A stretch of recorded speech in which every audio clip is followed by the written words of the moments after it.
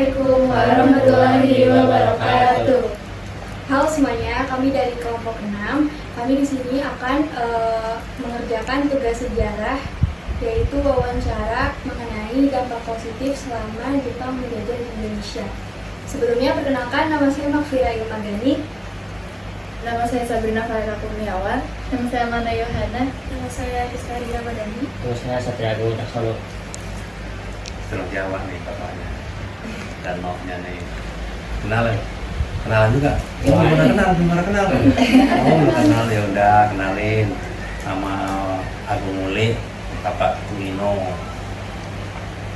umur lahir 6 Juni 52, tapi umurnya sekarang mencapai 71 tahun.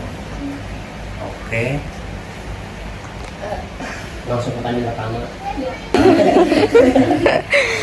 Kalau misalnya dampak positif yang dirasain waktu masyarakat pas jajahan Jepang itu gimana?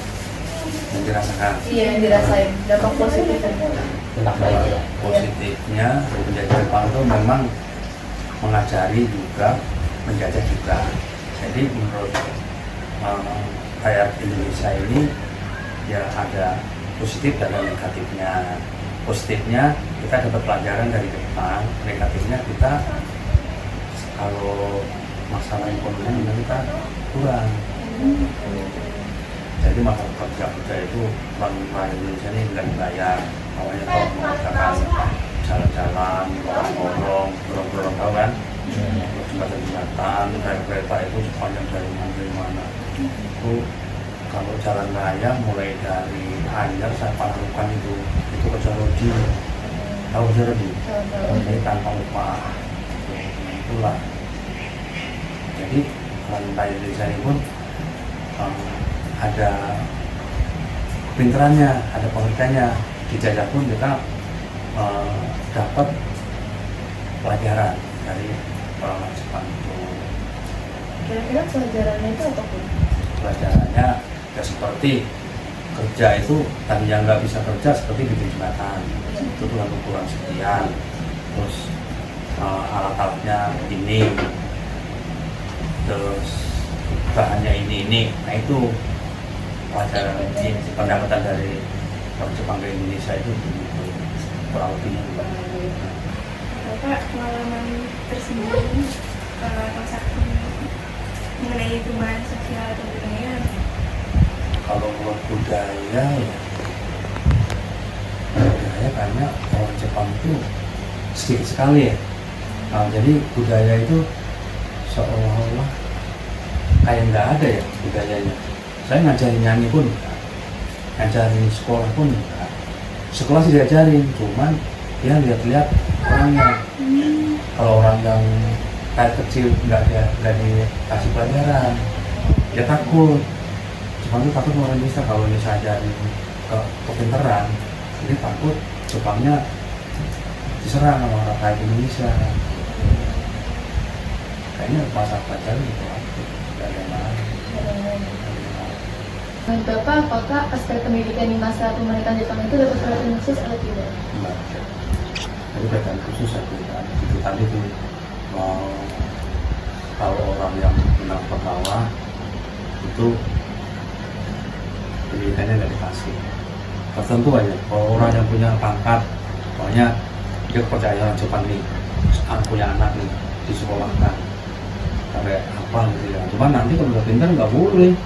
Untuk orang Indonesia nggak boleh, harus ikut orang Jepang. Jadi pintarannya atau skillnya itu harus Jepang yang memiliki. Ya. Nah, ada nggak sih warisan budaya atau tradisi yang masih bertahan dari masa penjajahan Jepang terus memberikan dampak positif bagi masyarakat Indonesia? Banyak ya. Kalau pas-pasan Jepang itu banyak, seperti ajaran perang, terutama ya, itu tahun pertama. Yang kedua benteng-benteng, seperti kalau perang itu kan dikasih benteng, gitu kan. Nah, kedua, ketiga rumah-rumah Jepang yang ala Jepang itu masih banyak sekarang. Terus di kampung Pala sendiri ada, ini Uli pernah lihat di pinggir laut. Dia masih kecil, dulu pernah nyate di sana, nyate kambing. Ingat mungkin, kalau nyate kambing di pinggir laut. Jadi rumah Jepang itu tiang itu bulat, Laosenjuan namanya. Itu di samping ini rumah, ini tiangnya berbulat. Satu awang sapi di situ, awang sapi di bawah. Terus di sebelah sini itu ada buat sholat ya, ambil air wudhu di situ ada. Tapi ada kerannya, tapi airnya nggak ada. Kalau buka keran itu airnya keluar, itu ajaibnya. Itu masih bertahan. Sampai sekarang masih ada. Mungkin cukup Oh iya, sama-sama. Terima kasih sudah meluangkan waktunya. Kami jadi dapat pengetahuan baru. Sekian dari kelompok 6. Wassalamualaikum warahmatullahi wabarakatuh. Assalamualaikum warahmatullahi wabarakatuh. Perkenalkan, nama saya Satria Agung Wicaksono dari kelompok 6. Di sini saya akan membacakan metode heuristik yang kami gunakan, yaitu sumber media sosial dan sumber lisan. Kami mewawancarai Bapak Kumini selaku narasumber kami yang diceritakan langsung oleh Bapak beliau dan ditambah dari pengetahuan dan buku yang dibaca beliau. Dan ada pula kritikan. Yang pertama itu pemberontakan dan penindasan. Meskipun ada pembangunan infrastruktur modernisasi, Jepang juga dikenal karena kebijakan kolonialnya yang keras dan penindasan terhadap penduduk setempat yang menentangnya. Yang kedua, eksploitasi sumber daya. Jepang sering dianggap telah mengeksploitasikan sumber daya alam dan manusia di wilayah yang mereka kuasai untuk kepentingan mereka sendiri, tanpa memperhatikan kesejahteraan penduduk setempat. Assalamualaikum warahmatullahi wabarakatuh.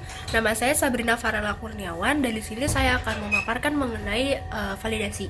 Yang pertama itu ada modernisasi infrastruktur. Jepang itu membangun infrastruktur modern seperti jalanan, pelabuhan, dan kereta api yang masih digunakan hingga hari ini. Meningkatkan konektivitas dan pembangunan ekonomi. Yang kedua itu sistem pendidikan. Jepang memperkenalkan sistem pendidikan modern di wilayah yang mereka kuasai, yang meningkatkan tingkat melek huruf dan pendidikan kepada masyarakat. Yang ketiga ada konsolidasi politik. Beberapa wilayah yang sebelum terfragmentasi berhasil disatukan di bawah pemerintahan Jepang, mengakhiri konflik lokal dan meningkatkan stabilitas politik. Tapi penting juga nih untuk diingat bahwa dampak positif ini seringkali datang dengan biaya yang tinggi bagi masyarakat setempat dan tidak dapat menghapuskan kesengsaraan dan penindasan yang dialami selama periode penjajahan. Terima kasih. Nah, selanjutnya interpretasi dampak positif dari masa penjajahan Jepang di Indonesia. Yang pertama itu ada penggunaan bahasa Indonesia. Jadi pendudukan Jepang itu memperbolehkan penggunaan bahasa Indonesia sebagai bahasa resmi, yang akhirnya menjadi bahasa nasional yang digunakan di berbagai daerah. Nah, yang kedua itu ada pendidikan. Pendudukan Jepang membawa sistem pendidikan yang lebih terstruktur dan modern, serta memberikan pelatihan untuk guru dan tenaga pendidik. Yang keempat ada infrastruktur, yaitu pendudukan Jepang membangun jaringan rel kereta api di Banten yang akhirnya menjadi dampak positif bagi Indonesia. Saya Makfira Ilmagani, saya akan melanjutkan interpretasi yang sudah dijelaskan oleh Cesa sebelumnya. Nah, dampak positifnya yang lain adalah nasionalisme. Pendudukan Jepang membawa propaganda anti-Belanda yang akhirnya menumbuhkan semangat nasionalisme rakyat Indonesia. Selanjutnya, ada pelatihan militer. Pendudukan Jepang memberikan pelatihan militer dan semi-militer yang akhirnya menjadi bekal rakyat Indonesia dalam menghadapi pertempuran. Selanjutnya ada penggunaan bendera dan lagu. Pendudukan Jepang mengendalikan sepenuhnya media komunikasi yang akhirnya menjadi dampak positif bagi Indonesia. Dan yang terakhir ada pengibaran kebijakan. Nah, pendudukan Jepang mengendalikan sepenuhnya media komunikasi yang akhirnya menjadi dampak positif bagi Indonesia.